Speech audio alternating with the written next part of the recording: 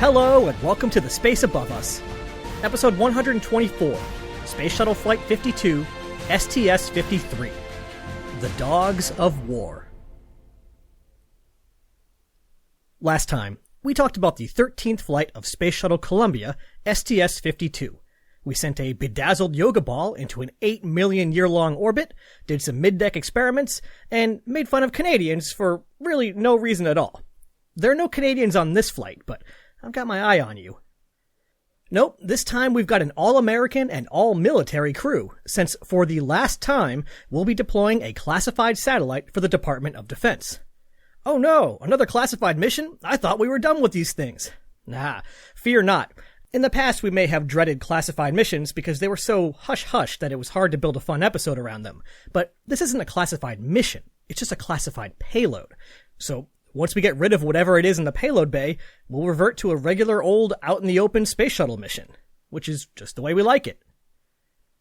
After the pretty heavy secrecy of some previous DoD flights, you might wonder why this mission is so relatively open. Well, there are a few probable reasons, and we'll discuss some of them once we get on orbit, but one reason is pretty simple. It's cheaper. Supporting a classified mission is not easy. While all NASA missions are carefully planned down to the smallest details, those details don't usually involve stuff like making sure that nobody can trace astronaut travels to contractors and make a guess at the payload, or clearing the room whenever a classified detail needs to be discussed, or using a whole separate set of computers and communications lines. A classified mission creates friction, and friction causes things to take longer, and time is money. So all of that extra effort combined with specialized personnel can quickly drive up the cost of a mission. By only making the payload classified, the DoD would be saving nearly $100 million, and that's before adjusting for inflation.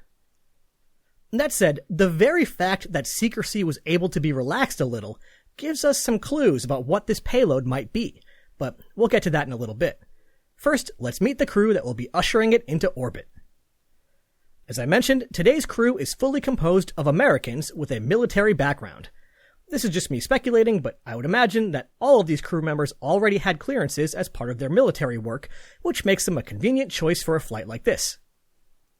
Commanding the flight was Dave Walker, who we last saw commanding STS-30, which sent the Magellan spacecraft on its way to Venus. We were actually originally supposed to see him around a year ago on STS-44, but like Hoot Gibson, Walker found himself briefly grounded due to disciplinary action. In Walker's case, rather than an unauthorized air show, he was involved in an incident that resulted in him flying dangerously close to a commercial airliner. Well, I guess Walker has learned his lesson, because here he is, back for his third of 4 flights. Walker seems like a really interesting dude. Wayne Hale, one of the flight directors for this mission, has an excellent blog where he's talked about this flight and the entertaining antics of Commander Walker, who he described as colorful. Hale writes about how Walker drove an old station wagon that he'd repainted white himself. Quote, "It was not a great paint job." As if a space shuttle commander driving an old beater around wasn't weird enough, Walker apparently found a damaged and discarded T-38 wingtip at Ellington Field, and rather than letting it be scrapped, he attached it to his beat-up car. Okay, sure. Why not? Flying as pilot today was Bob Cabana. We know Bob from his flight on STS-41, which sent the Ulysses solar probe out to Jupiter for a gravity assist. This is his second of 4 flights. Mission Specialist 1 was someone who we know pretty well by this point, Guy Bluford. We last saw him fly on STS-39, which did some crazy orbital rendezvous routines with SPAs too. If you'll recall, Bluford nearly had to be pulled from the flight due to debilitating issues with a herniated disc in his back. Instead, he underwent surgical treatment, and the crew graciously worked around his recovery. Given his 3 successful flights and his newfound back trouble, he considered retiring after STS-39, but stuck around for one more flight, making this his last of 4. Bluford accomplished a lot over the course of his astronaut career, and in addition to all of that great work, he will also be forever remembered as the first black person to fly in space. So long, Guy. Enjoy your next career, tackling the world of business. Flying alongside Bluford was Mission Specialist 2, Rich Clifford. Michael Richard Clifford was born on October 13, 1952 in San Bernardino, California. He earned a bachelor's degree from West Point and 8 years later a master's in aerospace engineering from the Georgia Institute of Technology. In between, he began serving with the Army, becoming a top graduate of his class at the U.S. Army Aviation School. He spent a few years serving in West Germany before returning home to pick up his master's and to return to West Point as an instructor. He rounded out his education by graduating from the U.S. Naval Test Pilot School in 1986. The next year, he joined the Johnson Space Center as a shuttle vehicle integration engineer, before being selected as an astronaut in 1990. With this flight, Clifford becomes the first astronaut selected in the 1990s to fly in space, and this is his first of 3 flights. Moving downstairs, poor Mission Specialist 3 Jim Voss is all alone. Or I guess put another way, he has the entire middeck to himself. We last saw Voss flying on STS-54, which deployed an unclassified communications satellite for the Department of Defense. Walker was supposed to command that flight, but Voss and Walker ended up flying together after all. This is his second of 5 flights. I mentioned that Mission Commander Walker was a pretty colorful dude. Well, his Part T-38 beat-up station wagon wasn't his only quirk. I'm not entirely sure how this came to be, or if there even is a rational reason, but Commander Walker gave everyone associated with the mission dog names. What? Yes, dog names. Don't think too hard about it. Walker had red hair, so he called himself Red Dog. Pilot Bob Cabana was a Marine, so he got the name Mighty Dog. Jim Voss was from the Army, which somehow earned him the name Dogface. Rich Clifford was flying for the first time, so he's Puppy Dog. That beat-up car, that was the Dogmobile. Even non-crew members got names, with Ascent and Entry Flight Director Wayne Hale picking up the name Sled Dog, based on the nebulous reasoning that his job involved the crew flying fast. But my favorite goes to Guy Bluford. Guy was on an overseas public relations trip when the name started being handed out, so for his name, Walker went with Doggone. Together, the all-military crew became the Dogs of War. The launch date for STS-53 had been shuffled around a bit as missions moved around the calendar and was delayed by another month due to some maintenance issues. But when December 2nd, 1992 rolled around, the last shuttle flight of the year was ready to go. The flight was delayed by nearly an hour and a half, while ground crews waited for some ice on the external tank to melt, and while a waiver was issued for structural loads on the wings. The issue was that after measuring the strength of upper-level winds, it looked like the stresses on Discovery's wings would be 102% of the allowable loads. But after a review of the data and discussions with engineers, the decision was made to fly anyway. This caught my eye, especially after the decision last time to fly despite conditions that were potentially too windy for a safe RTLS landing, but I actually think that this one is pretty reasonable. The wing was designed to handle up to 105% of its rated loads, and ground crews had quantifiable data showing that the original limits were known to be pretty conservative. It seems that the wings were tougher than originally expected. Given the known conservative limits, hard data in hand, and informed sign-off from the people involved, I think this is a pretty reasonable waiver to fly with. And I'm sure that with Discovery's long spaceflight hiatus, the spacecraft was eager to fly as well. Discovery last flew on STS-42 way back in January. Since then, the vehicle has been undergoing regular maintenance, as well as some special upgrades, including the addition of a drag chute, improved fuel cells, improved nose gear steering, and more. So, with the ice melted and the wing load issue waived, Space Shuttle Discovery lifted off at 8:24 a.m., sailing through an uneventful ride to orbit. With that successful ascent, Discovery began its 15th spaceflight. That's notable because it means that this one vehicle, OV-103, has now launched as many times as all of the crewed command modules used in all of Apollo. Reusability was never a goal with Apollo, and the two vehicles aren't really comparable, so really this is just a neat bit of trivia. But I thought it was a neat bit of trivia worth bringing up. Apollo command modules were still flying when the shuttle was being designed and built, and here we are using the same spacecraft for an entire program's worth of flights. And Discovery is just getting started. Pretty cool. First on the agenda, apparently, was whatever secretive spacecraft was sitting in the payload bay, since it was sent on its way just under 6 hours into the flight. So let's play our favorite game, Guess the Classified Payload. We actually have a number of clues from a few different sources. As usual, I read through the press kit and the mission report, along with contemporary press articles and oral histories. I also found a great article in an issue of the magazine Spaceflight titled Out of the Shadows, the Shuttle's Secret Payloads, written by Dwayne Day. So let's take a look at what we know. Starting off, we know that the payload was probably not a photo reconnaissance satellite, for a few different reasons. First, the fact that the onerous security was relaxed at all is a good indication, since photo reconnaissance satellites are typically extremely secretive. Second, thanks to a dedicated worldwide network of satellite spotters on the ground, we know that the STS-53 payload appeared to regularly flash, which likely indicates that it was spinning. Spinning is not something you want to do if you want to take nice, clear pictures. And this also tracks with the fact that we know that the remote manipulator system was not flown, which makes me think drum satellite, like the old Hughes ComSats from the early shuttle era. The lack of an RMS doesn't mean it must be a drum satellite, it would just be consistent. Okay, so it's probably not a photo reconnaissance satellite, and it might be a drum-like spinner. Next, we're pretty sure that this orbit is similar to the one used by other classified missions that focused on signals intelligence, gathering radio signals from adversaries, or data relay, similar to TDRS. Somewhat unusually for a classified flight, we also know the weight of the payload, around 10,000 kilograms. We would expect a SIGINT satellite to have more mass, and a data relay satellite would be perfectly happy with a spinning Hughes bus. So it's starting to look more and more like a data relay satellite, but let's keep going. Thanks again to satellite watchers, we know that the Mystery spacecraft made a significant maneuver a couple of weeks after deployment, since it was no longer where the satellite watchers expected it to be. It doesn't even seem to be in low Earth orbit anymore. Combine that with the fact that the launch window was known to change by about 5 minutes per day, and this would be consistent with what's called a Molniya orbit. See why the DoD doesn't release even seemingly mundane stuff about their classified satellites? Once you get a few little pieces, you can figure out a lot. Anyway, a Molniya orbit is one that is extremely eccentric and with a relatively high inclination.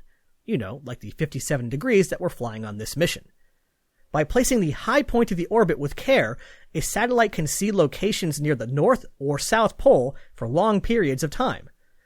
Polar locations can have difficulty using geostationary satellites, since they appear so low on their horizon. So if you were, a military base at high latitudes designed to keep an eye on Russia and be ready to launch a counterattack, a data relay satellite in a Molniya orbit would be pretty convenient. Okay, so I don't know about you, but now I'm pretty convinced that this was a data relay satellite. But let's look at one last piece of information. This flight shares a lot of similarities with STS-28. They both deployed a classified payload, they both had the same inclination, and ground observers spotted both of their satellites flashing and therefore likely spinning. Well, if you go all the way back to the mid-1980s and sift through Department of Defense budgets, you'll see that a second generation of the Satellite Data System, or STS-2, was funded and would launch on the shuttle.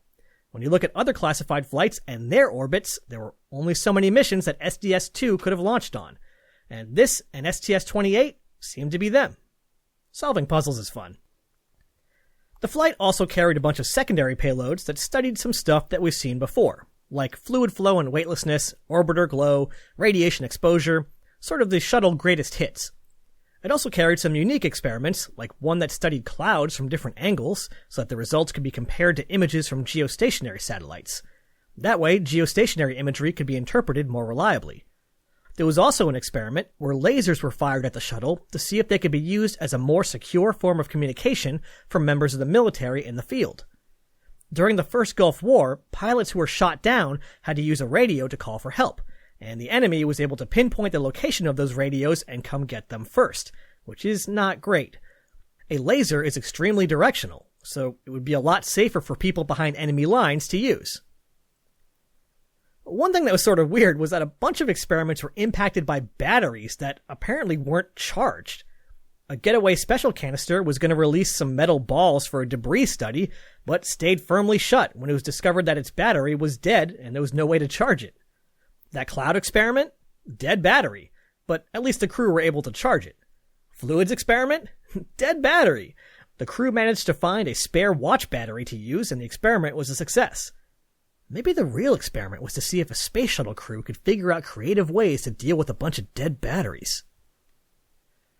One experiment that I thought was especially cool was essentially a camera that could tell what it was pointed at. This is one of these things that seems obvious in retrospect, but often doesn't occur to people at first. When you're in low Earth orbit, it's not always super easy to tell where you are. You're used to looking at maps, which have labels and borders clearly marked, and typically have north at the top and south at the bottom. Okay, well, what if you're traveling from the northwest to the southeast, you're at some strange altitude due to a science requirement, and half the sky is covered in clouds? Now where are you? Not so easy. This can be troublesome if a crew member takes a picture of something notable on the ground. Knowing exactly what point on the Earth the shuttle is directly above is hard enough for the crew, but from their lofty vantage point, shuttle crew members can take photos of things thousands of miles away. So that photo of a mountain that's right on the Earth's limb? Well, who knows where that was? If the shuttle marked the time a photo was taken, then at least analysts could look up where the shuttle was at that time and know the general area, which is a good starting point. But what if we could do better? This is where Hercules comes in. Hercules, and you just know this is going to be a great acronym, is short for Handheld, Earth-Oriented, Real-Time, Cooperative, User-Friendly, Location Targeting, and Environmental System. Though, if they used all the letters, it would have to be Hjortkofeltis. And I guess Hercules is better. Anyway, Hercules is basically a camera that knows where it's pointing. To accomplish this, we start with a modified Nikon camera. Attached to the bottom is a big inertial measurement unit that's about as large as a spindle of blank CDs, which is a comparison that I'm sure dates me nicely. Then, through several thick cables, the camera connects to just the chunkiest laptop that you have ever seen, along with a box of electronics to control the digital camera. By combining the knowledge of where the shuttle is pointed, and then where the camera is pointed, it was possible to determine the latitude and longitude of the target of photos with surprising precision, within a few miles of the actual target. It's pretty slick. Despite the all-military crew flying a classified payload for national defense, there was still plenty of room for antics on this mission. At one point during the flight, mission specialist Jim Voss had to dig around inside the airlock to find some equipment. He entered the airlock and stuck his head into a bag, sort of crawling partway in to find the thing that he was looking for. While he was in there, his perception of up and down changed. So when he took his head out of the bag, suddenly in his mind, the round door of the airlock was not a closet-like room on the wall of the middeck. Instead, it was a hot tub on the floor of the middeck, with everything else just floating above him. It was such a surreal moment that he just started laughing. Someone asked what was going on, and he said, "Well, I'm in this hot tub right here. Can you see this hot tub?" And then he sat on the quote-unquote edge of the hot tub with his legs sticking quote-unquote down into the airlock. Eventually, Commander Walker joined him on the rim of the hot tub, followed by the rest of the crew, except for Guy Bluford, who just said, "I don't believe you guys, and I'm not coming over there," while the rest of them were cracking up. In another example of mid-deck antics, Jim Voss and Rich Clifford, both from the Army, decided to try to have a zero-G wrestling match.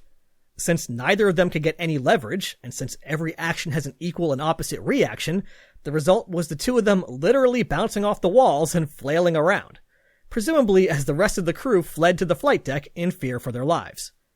Well, everyone except Bob Cabana, who decided that looked like fun and joined in. But there's also time for quiet moments. Pilot Bob Cabana described the remarkable change in scenery from his first flight, STS-41. That flight only had an inclination of 28 degrees, so it hung out near the equator, where most things are nice and green. For this flight, with high inclinations and in the middle of winter, Bob was struck by the bright winter landscape stretching out below him. And I hope Cabana took advice that he later enjoyed giving to rookies before their first flights. He said, quote, "Make a memory. Stick your nose up to the window and make a memory. Time on orbit is so expensive, you got no free time at all. Don't take a picture because you're going to be disappointed when you get home and see the picture." So I hope that as he soared above these snow-covered plains of the country he had served for his whole life, Bob Cabana made a memory. The rest of the flight proceeded smoothly, and on flight day 8, it was time to head home. And thanks to flight director Wayne Hale's oral history and blog post, we have two pretty interesting stories about STS-53's flight home. Originally, this would have resulted in a test that had involved years of planning and training, but that was cancelled shortly before the mission, testing a new auto-land system. The space shuttle cannot land itself, and there are a few reasons why this is the case and a few reasons why it makes sense. First, it reflects the overall philosophy of the American human spaceflight program, especially when contrasted with the way that Russia does things. When Project Mercury was designed, nobody knew for sure that humans could even operate in space. In order to err on the side of safety, almost everything on board could be operated remotely. That way, in case the astronaut arrived in space and found themselves completely incapable of doing anything, they could be brought home safely. But even then, the missions were planned with a large amount of agency from the astronaut to actually pilot their spacecraft. Once Mercury started flying and we realized that, hey, not only can humans survive just fine in space, but they actually do pretty well, the design philosophy changed. Gemini took advantage of the presence of skilled pilots and simplified the systems. With a human in the loop, not everything needed to be automated, so the system could be made more streamlined, cheaper, and more reliable. The human-in-the-loop philosophy also carried forward to activities like rendezvous. American astronauts flew their vehicles. So, when designing the shuttle, it made sense to take advantage of the humans in the loop and not take on the additional expense and complexity of more automation, like automated landing. It's also worth noting that the astronauts themselves largely hated the idea of an automated landing system. They didn't want the shuttle to be capable of flying without a crew, because they believed that the presence of a crew was essential for mission success, and, well, because they wanted to fly it. But here's the thing. Other than a few test cases, the shuttle commander only actually pilots the spacecraft for the last few minutes of the mission, taking over from the computer after the orbiter is traveling slower than the speed of sound.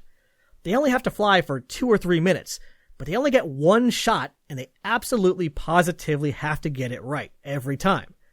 And as shuttle missions got longer and longer, the extended periods of weightlessness started to take a toll on the pilot crew.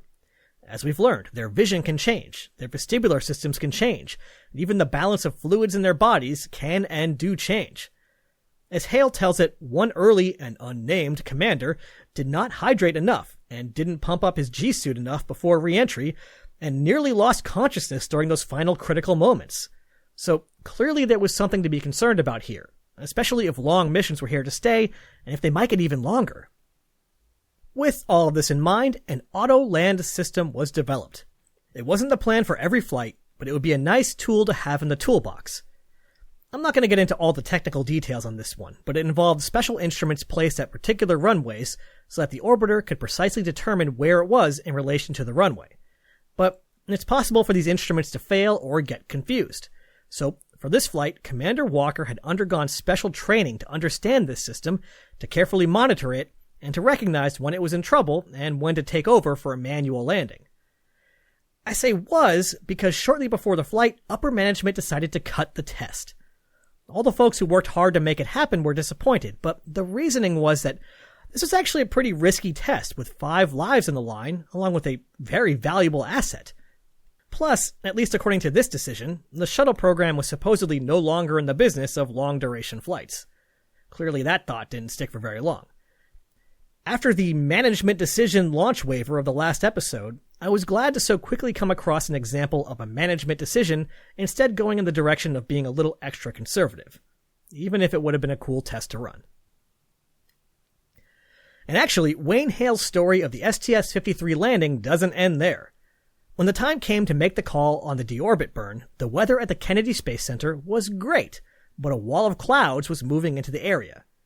The clouds weren't really a problem on their own, but since Discovery wouldn't pop through them until it was only 3,000 feet above the ground, there wouldn't be much time to correct any instrumentation problems visually.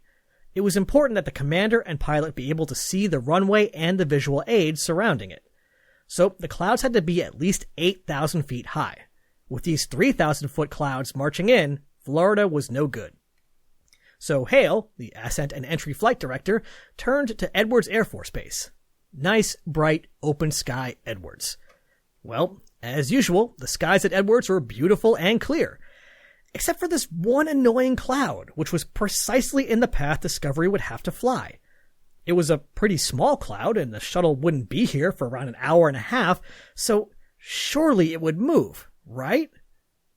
NASA's meteorologists agreed that the pesky cloud would not be a problem. However, Shuttle Commander Dick Richards, flying his T-38 along the actual path that Dave Walker would be flying, strenuously disagreed, insisting that the conditions were no-go. Well, no flight rules were being violated, and the meteorologist said that the cloud would move, so Hale gave the green light for a landing at Edwards. As Hale tells it, quote, "I gave them a go for the deorbit burn. Thought Dick Richards was going to reach through the radio and strangle me." Cut to an hour and a half later, and you guessed it, that stupid little cloud was still firmly planted in front of the runway. Discovery flew through it, emerged out from underneath at 3,000 feet in altitude. The exact same altitude that they were worried about at Kennedy. Oh, and those clouds at Kennedy? Yeah, they stopped. The weather was gorgeous. Meteorology is a tricky business. But the saga of the STS-53 landing continues, because by the time Discovery arrived at its pesky cloud, it wasn't even the primary concern anymore. As the shuttle arrives at the runway, it travels along a big, long sweeping path called the Heading Alignment Cone, or the HAC. This maneuver allows the shuttle to carefully bleed off energy while aligning with the runway for a nice, easy landing. It's important to follow the HAC precisely, since the shuttle is a carefully engineered vehicle. You couldn't just take any old path you wanted, since you might overstress the vehicle and break something off, like a wing. And since it's a spaceship, big parts of the structure were rapidly refilling with air. If the orbiter descended too quickly, the payload bay wouldn't be able to fill fast enough, and the payload bay doors would implode, which is frowned upon. So it wasn't great that moments before starting the hack, Commander Walker got distracted. On the flight deck, the crew would typically Velcro a tape recorder behind the commander's head, I guess so that they could play it back later and look for any lessons learned. Well, right before this important maneuver was about to start, the tape recorder fell down and distracted Walker, who then proceeded to miss the hack turn-in by something like 10 seconds. And when you're a heavy glider flying at a few hundred miles an hour, that's a pretty long time. Wayne Hale thought for sure they were about to crash. But there's a reason that NASA is picky about choosing its shuttle commanders. Walker was able to ease Discovery back on track, pulling in more G's than normal, but keeping everything well within limits. Velcroed tape recorder. The smallest thing will get you. The orbiter finally safely touched down at the end of another successful mission, adding 7 days, 7 hours, 19 minutes, 47 seconds, and 3 million miles to Discovery's logbook. And I'm sure that after all that, the crew were eager to hop out and get back to their families. But thanks to a small thruster leak, they had to sit tight inside the orbiter for another hour and a half until the dangerous fumes were dispersed. The smallest things. This flight is really the end of an era. The space shuttle was only funded in the first place thanks to the backing of the Department of Defense, who were sold on the versatility and supposed cost savings of this reusable system. The relationship between NASA and the DoD was always a little bit rocky, though. They just approached things differently, with different mindsets, different tools, and different cultures. The culture clash, the growing backlog, and finally the Challenger accident all proved to be too much, and the DoD returned to expendable boosters, aside from a few final payloads such as this one that had been built with the shuttle in mind. The Department of Defense and NASA would certainly continue to work together in the future, but with this flight, the dream of NASA regularly flying DoD missions, perhaps even with dedicated DoD orbiters and DoD crews, finally came to an end. Personally, while I recognize that there are plenty of benefits to this relationship, I'm sort of happy to see the DoD and NASA part ways. It never really sat quite right to me seeing NASA, a civilian agency exploring for peaceful reasons, partnering with the military, who clearly had different goals and responsibilities. And on a really personal level, I'm just glad I never again have to scrounge around for extra stuff to talk about when the mission report is a little light due to missing classified details. So, thanks STS-53. Next time, Endeavour is back on the launch pad carrying a new payload from a familiar series, Tracking and Data Relay Satellite F. Ad Astra, catch you on the next pass.